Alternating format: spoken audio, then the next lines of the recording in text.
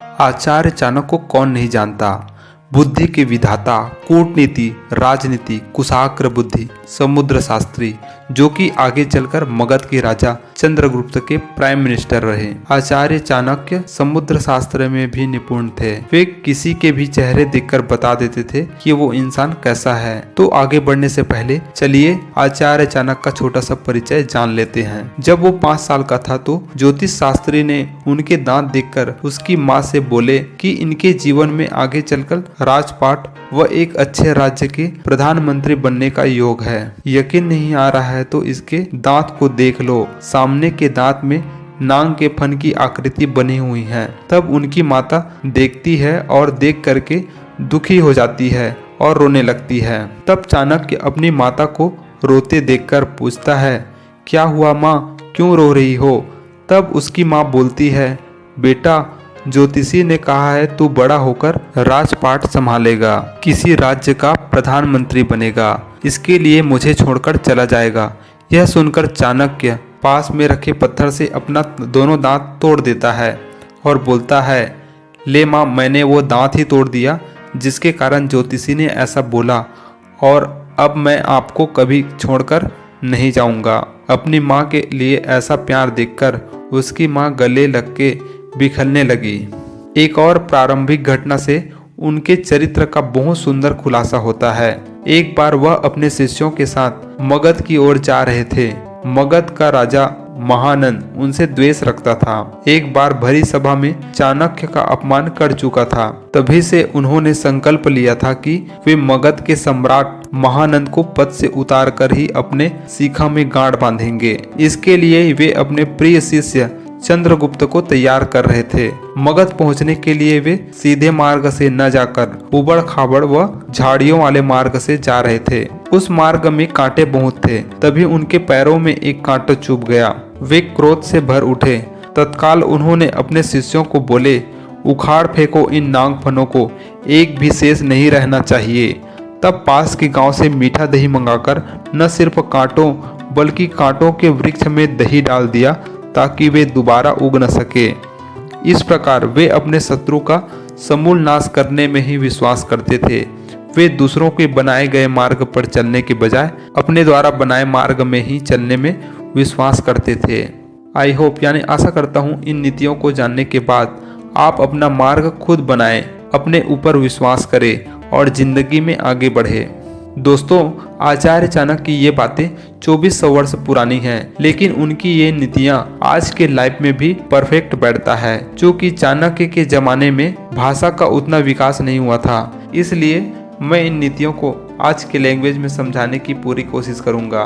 तो चलिए स्टार्ट कर लेते हैं। चाणक्य नीति नंबर 1, मूर्ख छात्रों को पढ़ाने से, दुष्ट स्त्री के पालन पोषण से और दुखियों के साथ संबंध रखने से बुद्धिमान व्यक्ति भी दुखी होता है।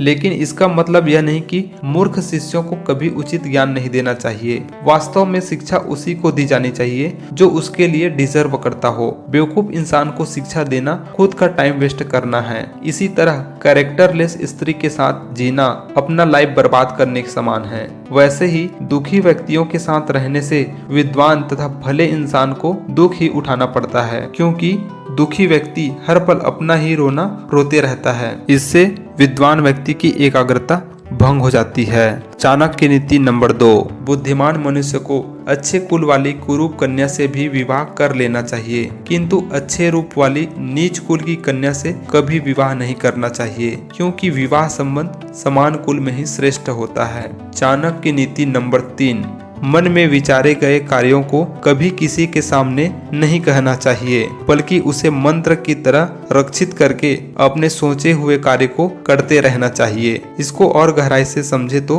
हमारे दिमाग के एक हिस्से में एक केमिकल रिलीज होता है जिसे डोपामाइन कहते हैं, जो हमें किसी चीज को पाने के लिए प्रेरित करता है और उसे अचीव करने के लिए पूरे उत्साह के साथ काम करता है। यदि हम अपने कोई सीक्रेट बात को या लक्ष्य को किसी को बता देते हैं तो सामने वाला व्यक्ति हमें उसके लिए तारीफ करता है और हम कुछ पल के लिए खुश भी हो जाते हैं, लेकिन इसका असर उस डोपामिन पर पड़ता है जो हमारे आगे बढ़ने का उत्साह खत्म कर देता है और हम धीरे धीरे अपने लक्ष्य को भूल जाते हैं। तो वहीं दूसरी ओर जब हम अपनी सोची हुई बातों को किसी को बताते हैं तो सामने वाला व्यक्ति उस बात पर हंस देता है और कभी कभी तो उस बात को लेकर मजाक भी उड़ा देते हैं या फिर उस बात को लेकर निगेटिव जानकारी दे देता है, जिससे हमारा दिमाग निगेटिव वे में चला जाता है और हम इसी में उलझ कर रह जाते हैं।